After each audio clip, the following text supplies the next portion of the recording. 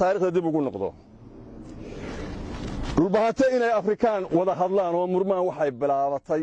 bacdal daraawiish dad madow isma aanay qaban jirin cadaankay bay dagaalami jireen weliba gaar ahaan ingiriiska